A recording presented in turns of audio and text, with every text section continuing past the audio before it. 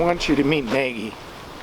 She's a 16-week-old black lab that's pretty strong-headed and independent. But just this week she started to come around, come into her own, and acting more acting more like a black lab should every day. She's a biter and a chewer, and I'll talk about that a little later. But she's right around, I don't know, 25-30 pounds. I haven't had her weighed here lately. She has a vet appointment next week.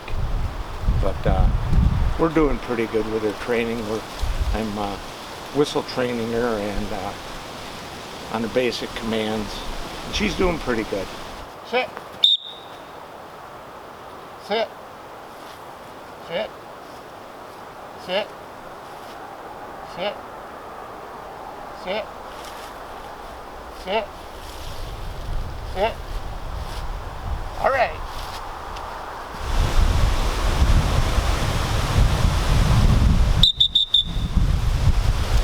Good girl. There you go.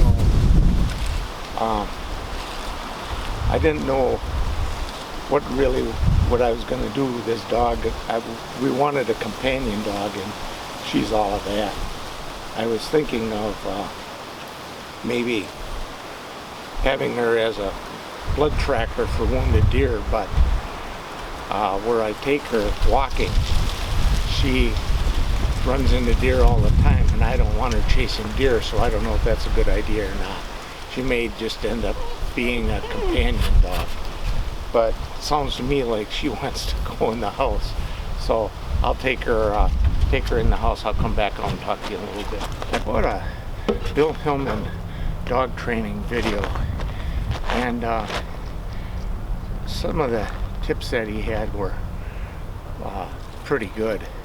Other ones not so much.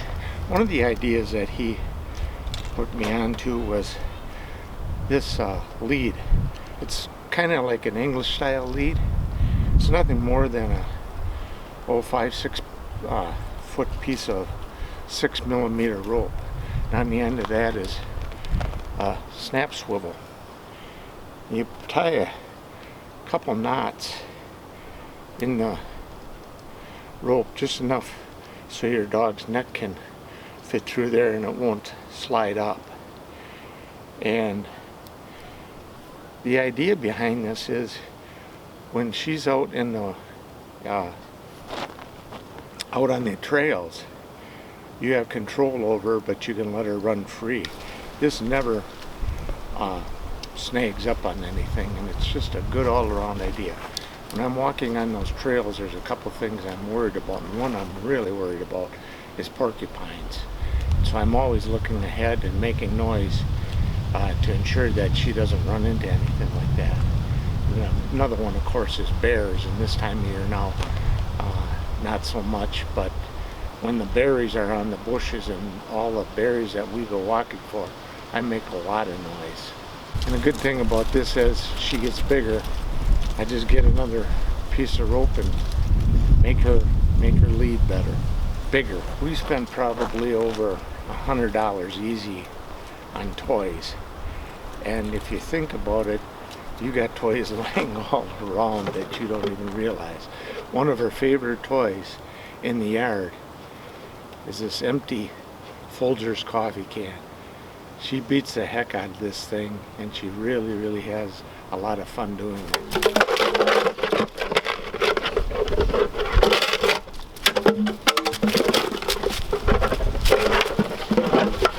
Another one that we have is nothing more than a plastic bowl, and she takes that all over, and she is a chewer.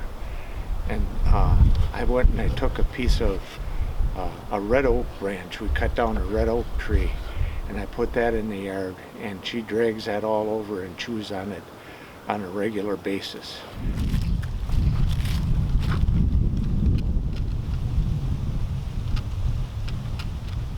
So if you're thinking about boat toys and spending a lot of money, look around your house. You've probably got them sitting there and you don't even realize it. Maggie is a chewer and a biter, and that really got to be annoying.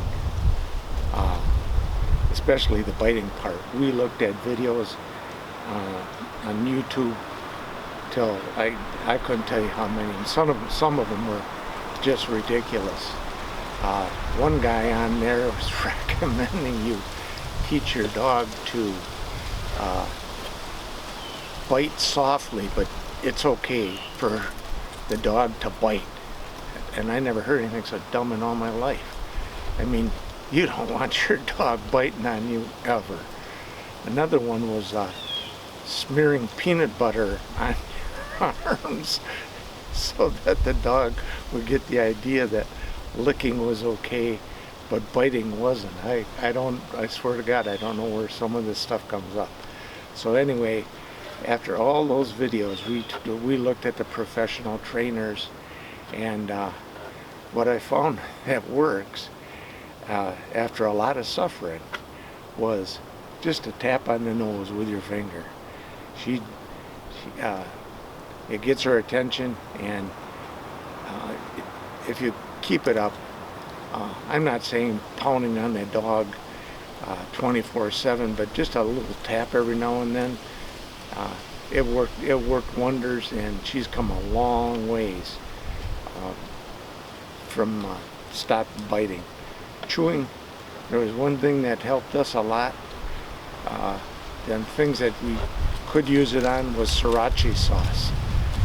It works. You just put it on there, smear it on whatever you don't want the dog to chew on. We've got a lot of wood furniture, and she loves chewing on stuff like that, and we just smeared sriracha sauce on it.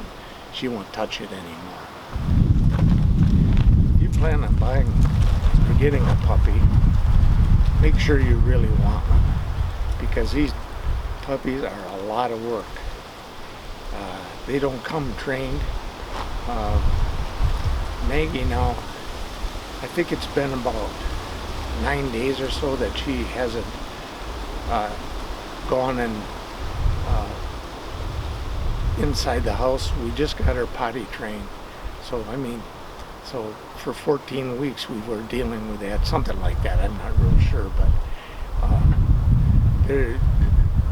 there's problems that come up with these dogs that you can't hardly imagine what the stuff they'll get into.